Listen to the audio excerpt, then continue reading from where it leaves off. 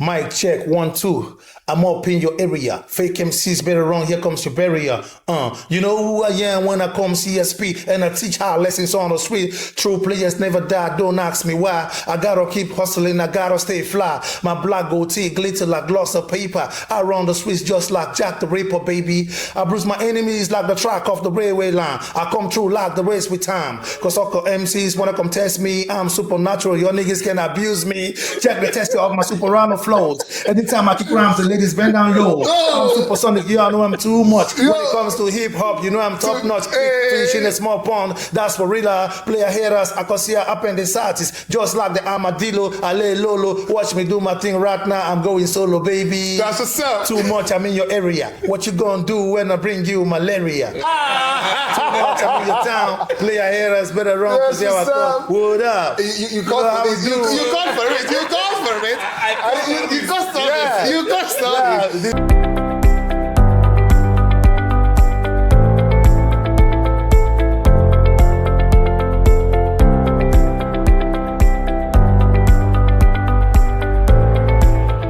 I had go. That means it's about that time, ladies and gentlemen. It is Beyond the Bricks on Eastern Showcase, your favorite podcast that tells you much about the existence, everything relating to humanity, and of course, the stories of great personalities that could, of course, motivate you, encourage you, uplift you, and make your world a better place. Isn't that exciting to know? I'm called VJ Presh, the inimitable, the only kind in mankind. And yes, of course, when you see VJ Presh, you must see his co-host, my most noble architect Ifeanyi. How you doing, sir? Yeah, Mr. Presh. I'm doing fine. No doubt about that. You're ready. We have him here. He is not just an individual. He is a compendium of creativity. He's an exception when it comes to all put together to make humanity what it is. Now, I said all that to say this. Michael Gabriel Too Much is on the hot seat today to discuss with us. How you doing, sir? Oh, fantastic. Thank you very much, Mr. Presh. Yeah, you know, for having me and Architect Ifeanyi. Yeah, that's what's up. My pleasure. Okay. So let's get straight to you right now. Yeah. It's been a while. Yeah. It's been a while. You know what it is? I know. The Anambra people will say, "Woken Ife." You know what I'm saying? Yeah, but right now, it's not only Woken Ife, it's Mawoke Mawan, Ife. So we up and about trying to... Everybody's involved now. Everybody's involved. Even kids are hustling. I'll tell you a story about how I found out my children were hustling for money. I got home one morning, and I got home one evening, rather, I beg your pardon, and I tried to get into the house. I was hearing sound of smashing tin cans and the rest of them. So I went to the backyard and I saw my last daughter. She was about 10 then. And I was like, Misha, what are you doing here? She said, Daddy, our bookie will come tomorrow. You know what? Tin can from Maltina drinks, from Heineken, and all those drinks. They keep it on the floor and they smash it and put it in a bag. So I pretended to try to throw it away. And she said, Daddy, no. Michael has to buy his ball.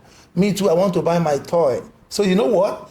Every time I have a visitor, they pick up the tin cans after the visitors take their drinks and they store them behind the house.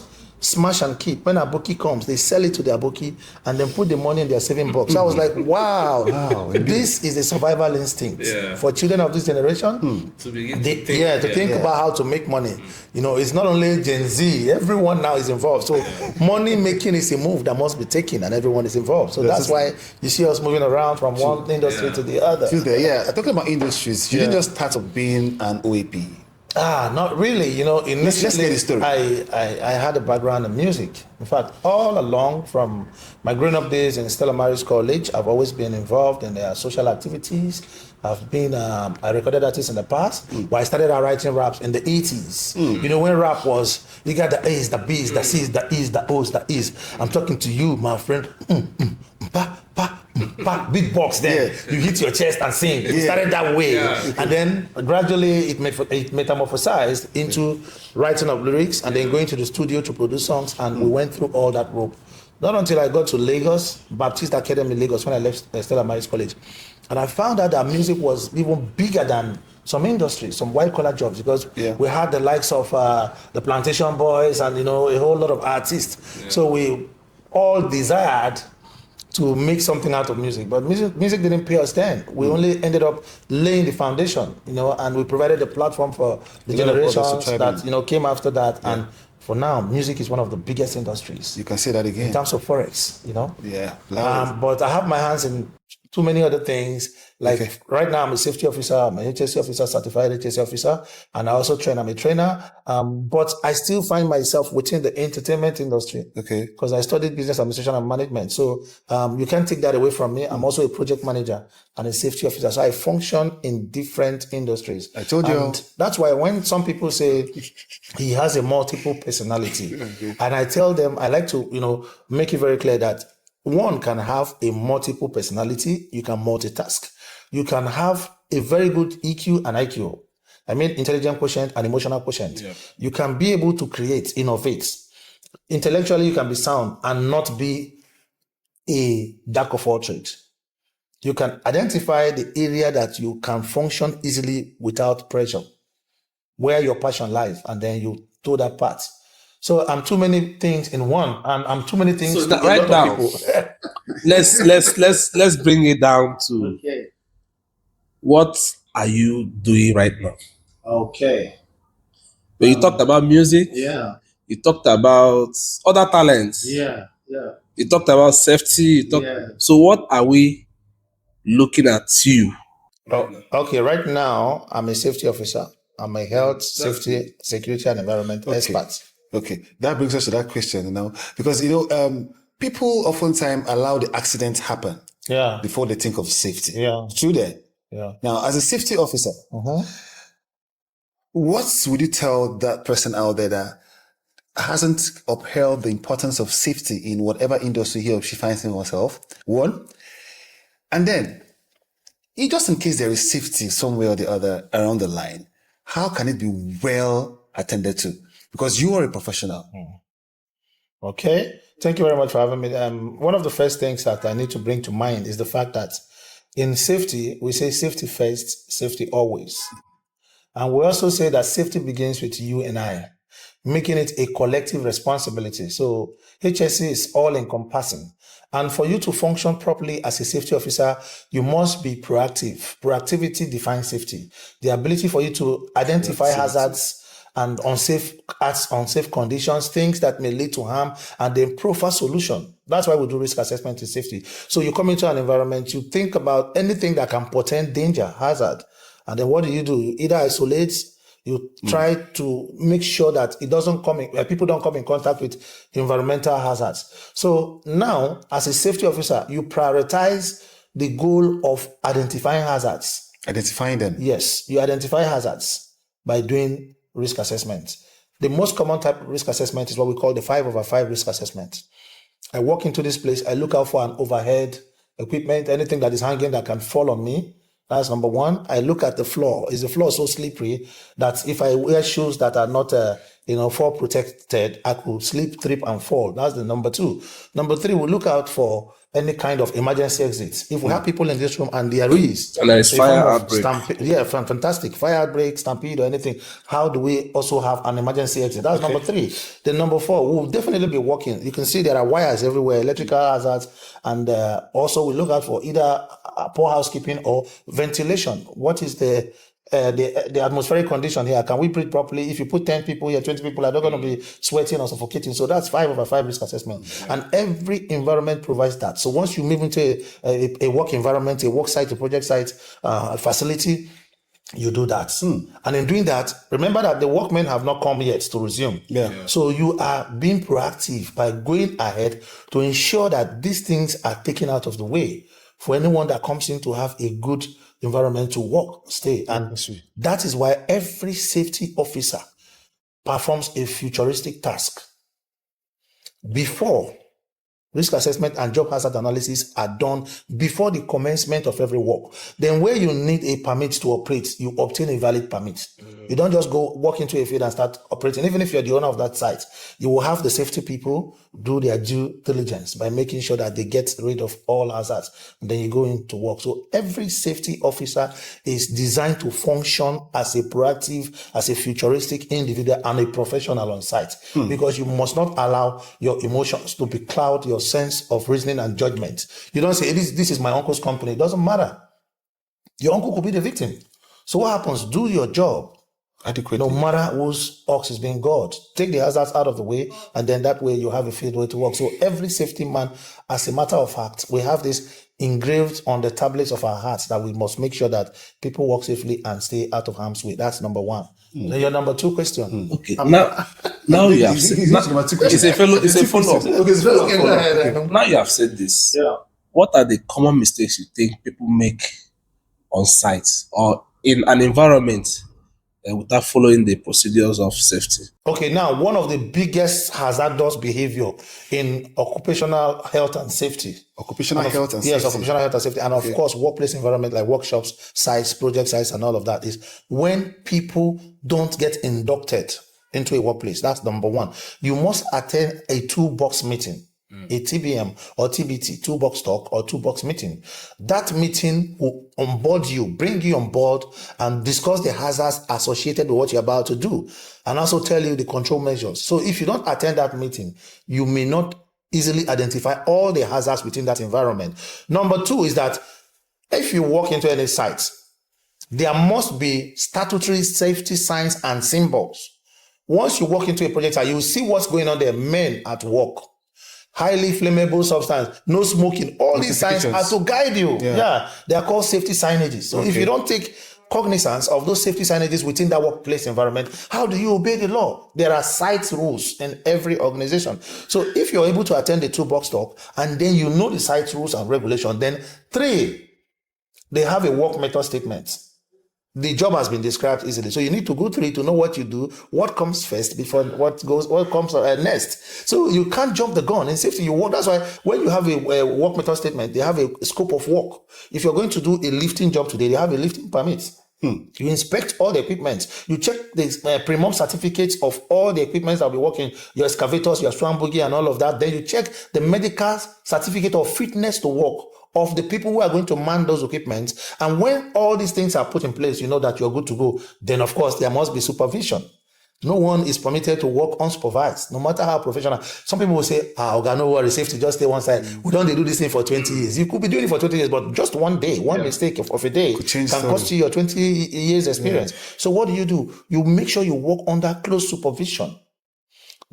When you follow these 3 rules, and these are some of the things that people neglect, if you follow them, be rest assured that if command comes, you follow command. If you are given a warning, you respond to it. If you're asked to stop the job, you do that. And that way, the environment will be protected, manpower also will be protected, and then man hour will be effectively utilized. If not, there will be a lot of man hour loss where people will just walk into the site and nothing is being done. I've had that experience many times. When you get into a site, you see people moving around, dressed with their PPEs, but bring this for me, say it's not my duty, it's that person. They keep walking around, and by the time you know it, you have man hour loss. You put in 3 hours at site, you've not achieved anything for the day. So work has to be organized. And these are the things and the steps I think should be followed to ensure that the workplace is healthy. Now, you can see. Indeed. But looking at it, these things are not obtainable in most of the environments, work environments. Well, I beg to differ because I worked in different industries. I worked in the construction, I worked in the oil and gas, I worked in even the administrative part of HSC. I've done documentation and offices. Now there are site rules. Can I mention the name of a company? Yes, sure. Take, for instance, former SPDC. It's called Renaissance now. That company lays emphasis on safety. Sometimes multinational. Now let's talk about our own indigenous companies. Okay. That is where I want to focus. Okay. After that, we'll now look at our houses. Okay. Because this is where it touches. That's familiar to me because you're an architect. Yes. I feel it touches all of that. A lot of people. Now, I'm very sure that a lot of people are not following this. Most definitely. We are all guilty of this. We don't follow it. You are right. What do you think should be done so that Nigerians should first understand that they need to follow this for their own safety? Yeah. Well, what I think is the way our country rather, is designed is such that you need to apply a little force for people to obey the law. That is not to say that we are not same people. Nigerians are the smartest people on earth, but trust you me, when they start enforcement of some of these rules, not just on paper, not just on memos, not just on... Are they already existing rules They are. that people must obey? They are. In the construction industry, there are regulatory agencies and there are organizations like Standard Organization of Nigeria, even the Association of Engineers, NSE, Koren, and all of that. They have their standards. Now, when these rules are put together, for instance, for the building of a 2-story building, let's go to construction proper now, and there are different specifications for that building. You talk about the depth of the foundation, talk about the reinforcements, reinforcements that you have to do. For the foundation type. Thank you. Yeah. If it has to stand on a pillar, on a raft, beam, and all of that. So, thank you. When these things have been specified, it is only proper for people who are supervising, especially if a contractor has been given the duty to handle this, to be monitored. Yeah. Because once you give a job to a contractor, he will do what he can because he has to make profit, and profit he has to maximize. Remember that he also has the sources of getting materials and all of that. Yeah. So, and contractor will also hand over to maybe a site engineer. You see how it goes? It's like a food chain. So everybody is taking off something. Everybody wants to maximize profit. So at that point, there's nothing wrong about that. But get an external body for quality assurance. QAQC, that's what it is. Quality assurance and quality control. Because what they will do is to monitor and control. The moment they see that you are trying to exceed, to be plain with you, to be honest with you, there are buildings that were meant, foundation of buildings that were meant to carry 2-story, but they're carrying 4 stories. Yeah, what happens? He starts a building.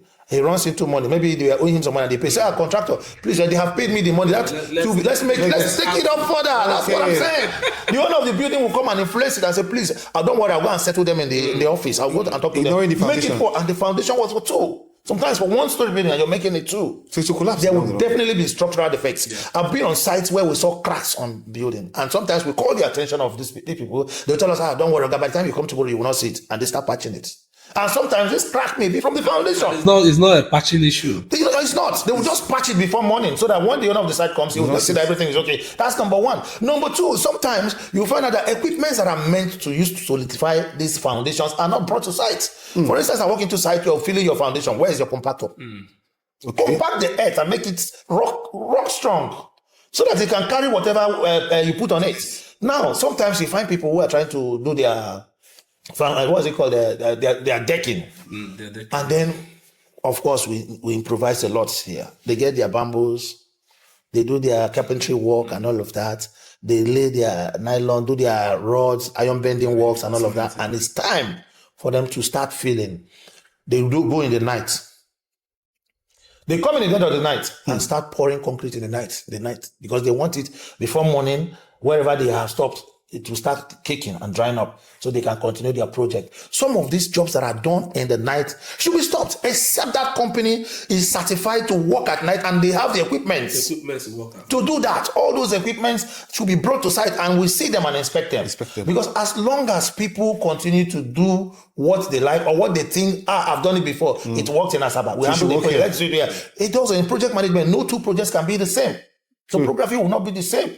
Engineering design will not be the same. There another thing that comes to mind is the fact that these external auditors I'm talking about should be up and about as random. Don't call people and tell them you're coming to sites. That's why I said there are organizations, but are they living up to their billing? Are they even coming to sites? They should just visit sites at random. In other countries, it happens. You will just see people identify themselves. We are inspectors from that ministry. We want to find out what you're doing here. And they are given access. They will go do their findings. They won't even talk to people working. They just take their I'm going to make a report. But here, everything is more like is streamlined to fall under what the owner of the building wants. And then until we get it right, and getting it right means external auditors, the ministry should be up and alive. They should be able to set up audits. They should be able to have enforcement, compliance, and monitoring. Because the Nigerian Content Development Management Board and the Nigerian Content the local content talks about local content.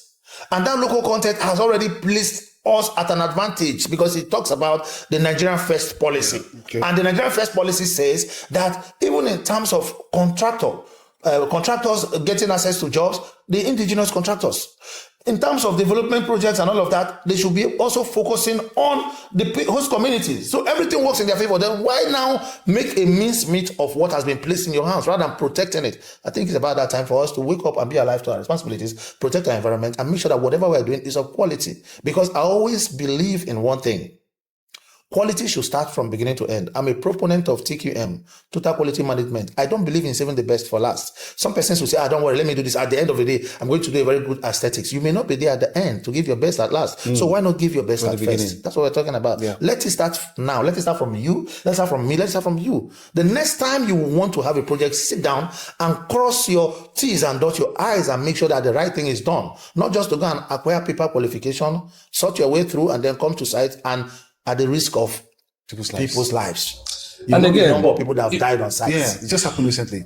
We don't take safety serious. Yes, it has been established in the country. Yes. It's a well-known fact. Yeah. Now, whose fault is it? Is it of the Individuals, the people that are playing in the game, or is it of the monitoring team, or is it of the government? There are no strong policy. Because now, let me explain this. You set up a site, and people will come to your site and tell you don't have this, and they collect money from you and leave without making sure that this thing is in place. So their concern is not your safety. Their concern is the money they are coming to collect. Because they have a target, they've been given a target that they must make. So if these things are happening, how do you think we can solve this problem and make sure that both the people that are coming for monitoring, both the people that are making the policy, they are making the right policy, the monitoring team are doing their job right, the people that are doing the construction, the industry players are playing their own part very well? What do you think we should do right now? Because we are at the crossroads and we need to start fixing these things.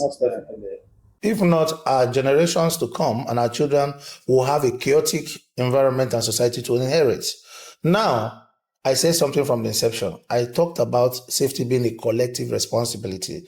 The same way for us to be able to get it right, and get it right we must, is the fact that if you look at it in the local parlance, there's a saying that if a fish wants to go bad, let me say it in pidgin like they always say. Say when fish wants spoiling, they start from the head. You know what I'm saying? So if a fish is going bad, from the head, you see maggots and then down to the body. I think, first of all, the government needs to wake up. Reason being that they are in charge of these regulations. They are the ones who call and direct the shots. If they have been able to sit down and set up rules that people should follow, what stops you from enforcement? And when people are found wanting and guilty, they face the law. I'm talking about litigation now. How many people have gone to jail for collapsed buildings? How many people have been arrested for doing a human's job, dirty jobs at sites? How many people have been held accountable for the lives that have been lost at different sites? The government should be, first of all, responsible. They should be able to come out and say, these are the rules we set for you to follow. Even if you follow them and this happened, come and answer to what happened at your site. The last time I checked, I've not seen anybody being persecuted. Some people will be arrested, and at the end of the day, I don't know what happens. They matter. But you know, if we follow the due process, the way it should be, there shouldn't be need for building collapse. Well, because when you are doing the wrong thing, they collect approval money and they go to rest. They don't inspect the reinforcements. They don't inspect the quality of concrete. Materials are brought to site are not inspected. Nobody's there to vet them. And then building collapse happens. Is even to me, I would say, even the monitoring, the people that are supposed to monitor that site should be arrested, and the person that is doing that construction should only be arrested. To face the music. Both of them, because you were there. There was negligence from the monitoring team, and there were negligence, or the other man is equally trying to cheat to make more profit. So two of them should be held liable. So now, we know these are the truths, and we say them every day, but they don't happen.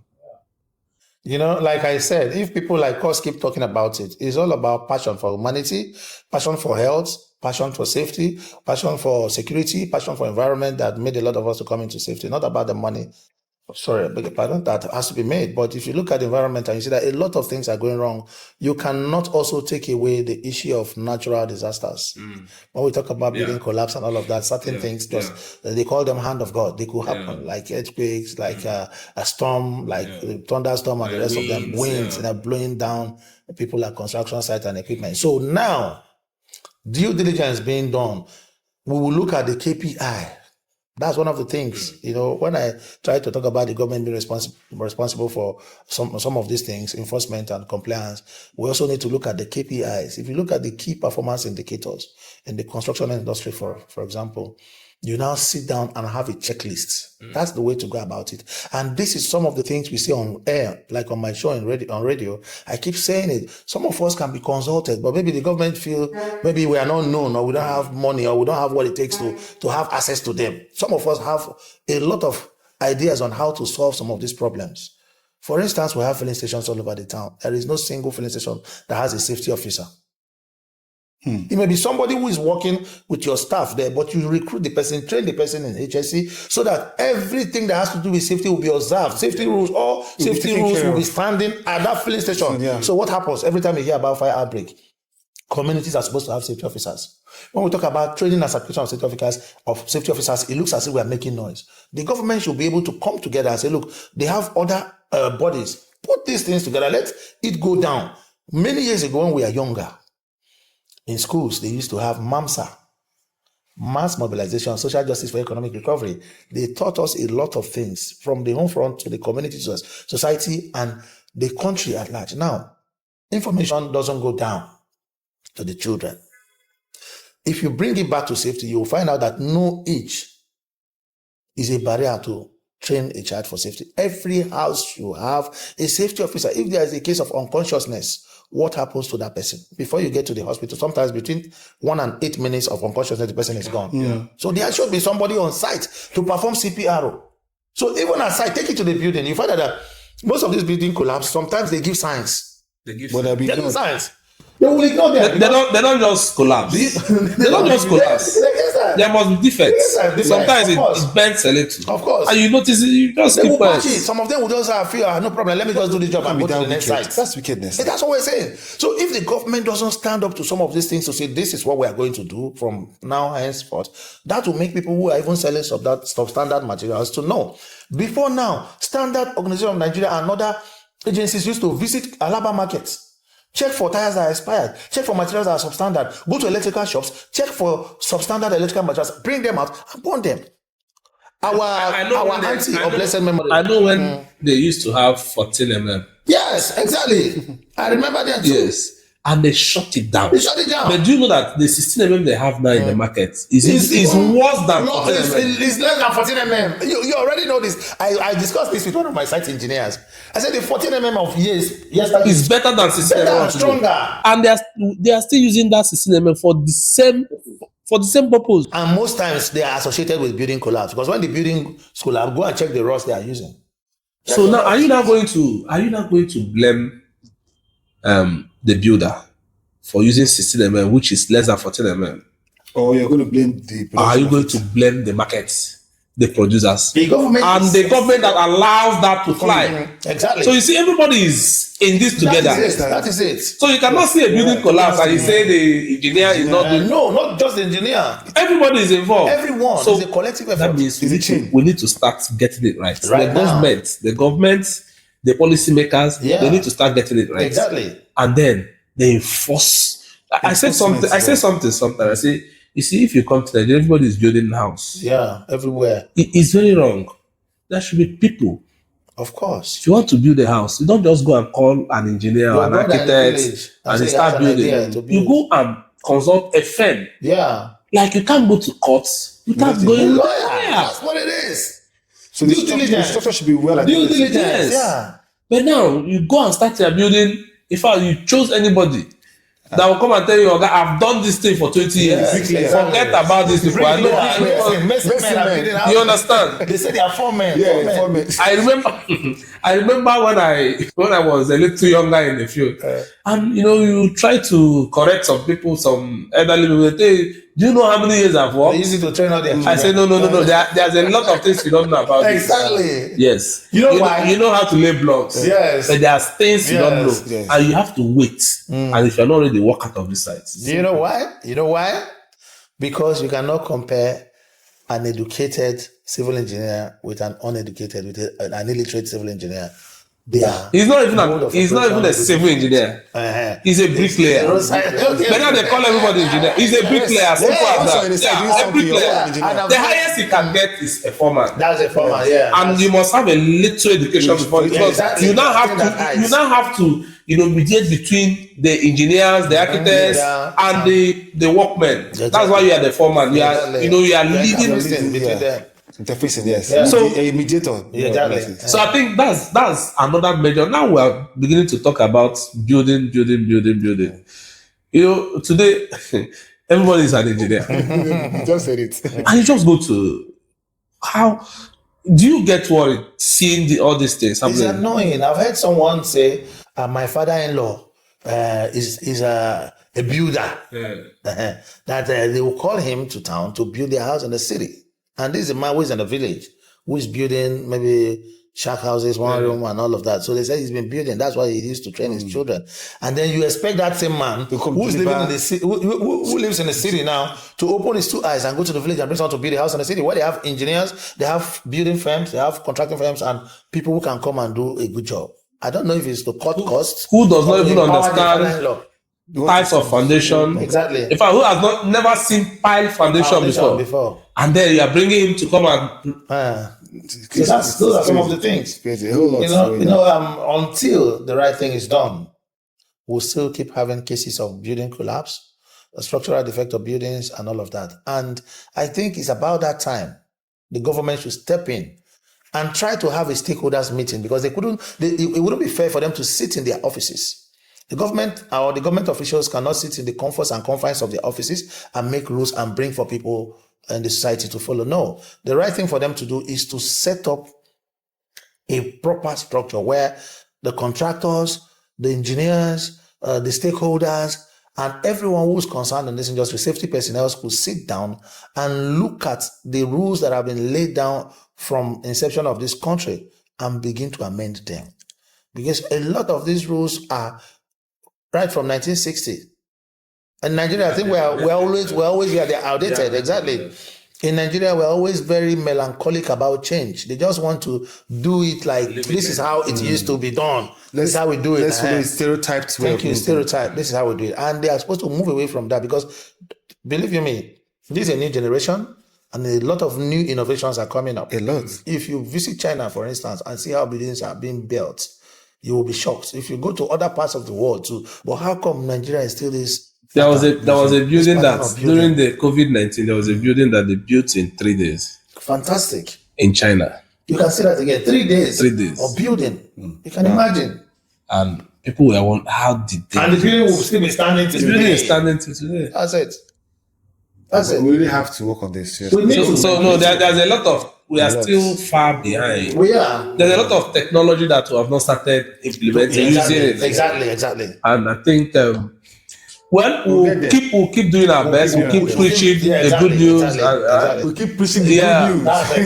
Until the right people get into the office. And then begin to make the right policies. So conclusively, right, I think he has said a lot already. So we have to talk about the home now. Yeah. Right. Okay. Safety at home, it's very important. It's very important. The importance of it cannot be overemphasized. So let's talk about the home a bit. Let's get there. Let's dissect that a bit. Let's 5 minutes. Because we're out of time. Okay.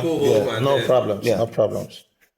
So now homes. Now there's a lot of hazards that has been confirmed. Research has confirmed. It happens everywhere in social media. How the children would have to get themselves hot. Yeah. The kitchen hazards happen there oftentimes. A lot of things happen in the house. Yeah. Now, as an expert in the world of safety and all that, health, of course. So tell us, what do you think are basic factors that causes this, and what can be done to reduce? We might not stop it totally, but to reduce the hazards that happen in the houses or homes. Okay. One of the problems we have is that parents leave children to grow up unattended. They allow children to grow up on their own. In the morning, the father is going to Abuja for a meeting, the mother is going for a business, and then they leave these kids without no safety rules, without no guidelines. They just tell them once it's 12 o'clock, there is soup in the fridge, go and make food and eat and all of that. It's not about food. There are certain morals that should be inculcated in children. There are certain safety rules that should be put before the kids as they grow up, and they will never depart from it. Number one safety rule is that you don't let a child to go and get a door. Sometimes you see parents sitting down, clutching onto remote control, discussing on phones, going to social media and having fun. And people, there's a knock on the door, and you're telling your little son, an infant, Junior, go and check who's at the door. It's wrong. No child should be allowed to go and get it, even if he recognizes the voice of the person outside the door. So adults should make sure that they don't allow their children to go to the door. Reason being that they can be overpowered by an intruder. Don't allow your kids to go to the door. Secondly, communication.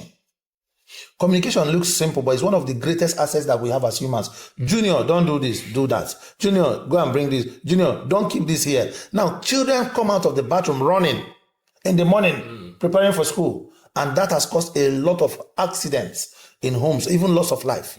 Because we already have a hazard of slippery floor, slip, trip, and fall. Adults are prone to fall. As a matter of fact, the older you get, your center of gravity becomes very low. You can fall easily. So make sure that you put barriers, foot mats, and if you must use tiles all over your house, there should be a standing rule. Nobody should run. Because even if your legs are not wet, there could be a drop of water somewhere, and then you slip. It becomes a disaster. A lot of people have died, especially in rural areas. They tell you my uncle was climbing upstairs, he fell down, he died. So this should be a standing rule for children. Don't run in the house. No matter how urgent, walk and pick it up. Number 3 rules, kitchen accidents, use of cell phones. If need be, put up a rule on your kitchen door. Do not use mobile phone. We tell people that your house should have some kind of safety signages. Put safety rules and symbols around your house. 4 rather. Electrical hazards are everywhere in the house. You see a child lying down on the bed, there's an extension on top of that bed, and they are pressing their phone. As a matter of fact, in my house, no socket is close to the bed. If there's a socket close to the bed, I make sure I get an extension that has a long wire and I put it away and I give an instruction. Once it's 10 o'clock, every phone goes into the drawer and you shut the drawer. Reason being that children can hold on to cell phones and sleep off. They could be watching a video and they are smiling and next thing they are off and the phone is on them. We have a lot of sicknesses attributed to that. Now, come to fire extinguisher. The average home should have a firefighter. From age 5 to 10, children should be trained in the use of fire extinguisher, simply using the acronym PASS, P-A-S-S. You pull the pin, you aim the nozzle at the base of the fire, you squeeze the handle, and you sweep from side to side. Every child from age 5, because of their cognitive reasoning, they can pick it up. Even if they cannot use it, they can instruct an elder. If there's a fire, they say, uncle, this is how my daddy said we should do it. And these kids can teach other people. Yeah. So now, every home also must have a fire extinguisher. Because fire, like they say, is a good servant, but a very bad master. You will never know when it's a good servant, a very bad master. Because if you put it to use very well, it will serve you well. Yeah. And if you allow it to be a master, it will devastate you. That's what it is. So a lot of people neglect these safety rules. Now, put up basic electrical safety signs on your house. Switch off all electrical appliances at the end of use or before leaving the house. Do you know what I do in my house? If I'm going out and there's nobody there, I bring the changeover to the middle. It's not a generator, it's not in the power, so there's no light. I isolate my house. It can also save you energy because if you leave the meter running, you're wasting money. True. So these are basic rules. You teach a child safety to call for help.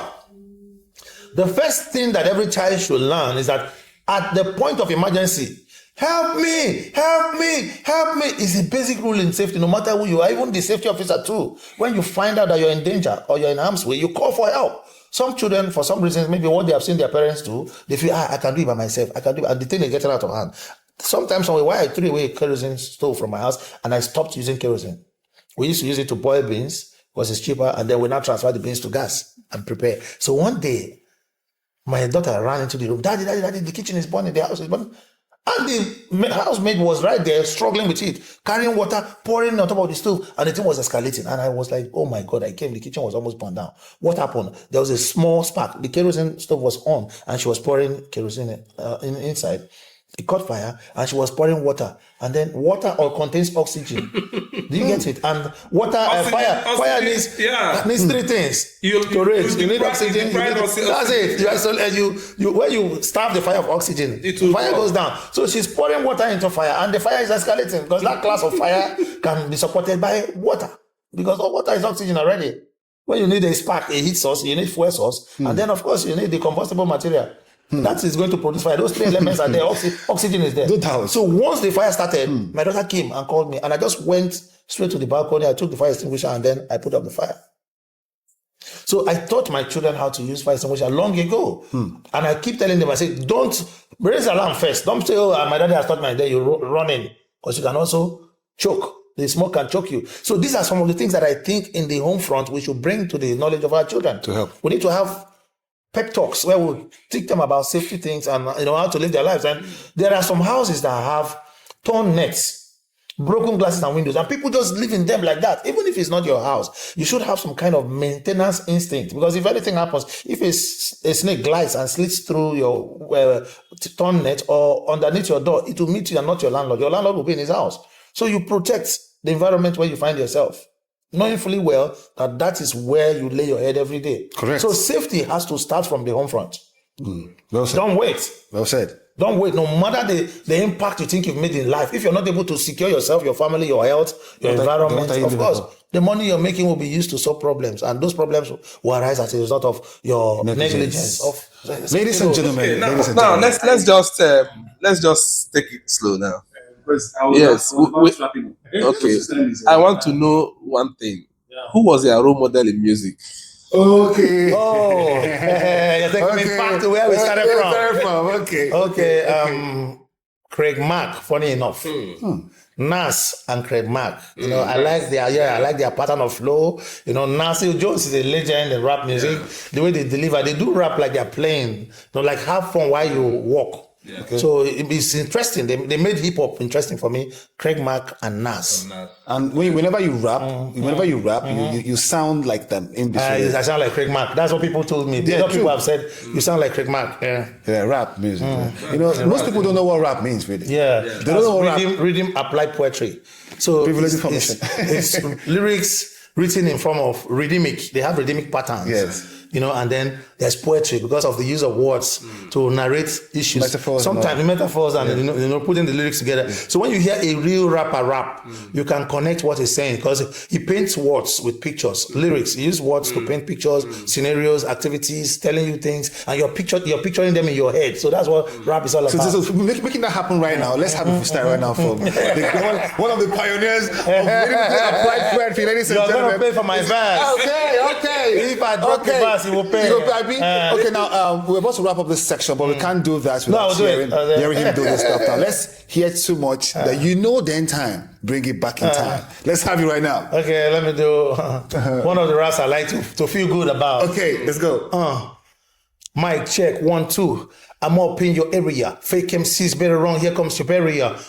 You know who I am when I come CSP and I teach hard lessons on the street. True players never die. Don't ask me why. I gotta keep hustling. I gotta stay fly. My black goatee glitter like blocks of paper. I run the streets just like Jack the Ripper, baby. I bruise my enemies like the track off the railway line. I come through like the race with time. Cause sucker MCs wanna come test me. I'm supernatural. Your niggas can abuse me. Check the tester of my super rhyme flows. Anytime I kick rhymes, the ladies bend down low. I'm supersonic, y'all know I'm too much. When it comes to hip hop, you know I'm top notch. Finishing a small pond, that's for real. Player haters, I can see appendicitis. Just like the armadillo, I lay lolo. Watch me do my thing right now. I'm going solo, baby. That's what's up. Too much, I'm in your area. What you gonna do when I bring you malaria? Too much, I'm in your town. Player haters better run because you are what up? You called for it. You called for it. You called for it.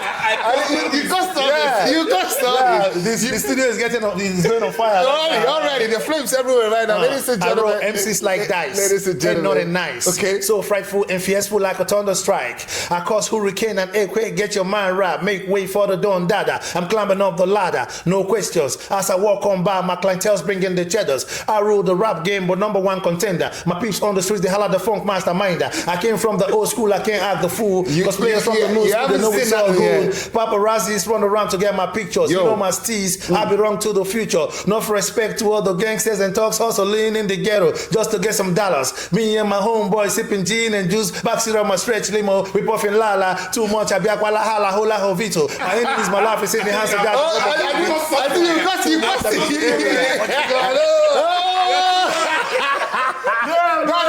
You know how we do.